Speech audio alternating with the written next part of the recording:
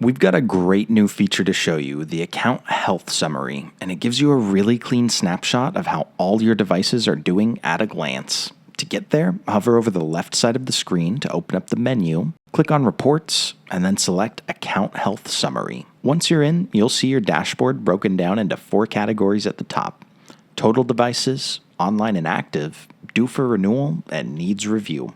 You can click on any of these to filter the list below and zero in on exactly what's going on with your fleet. Scrolling down, you'll find your device details table, which shows you everything you need to know about each tracker: battery level, satellite connection, signal quality, last connection time, SIM status, renewal dates, and more. You can even pull up the last 30 days of historical data for any device right from here. It's a simple way to stay on top of your entire fleet without having to check each device one by one. If you have any questions, email us at support@gpsandtrack.com or give us a call at 800-578-1809 and we'll be happy to help.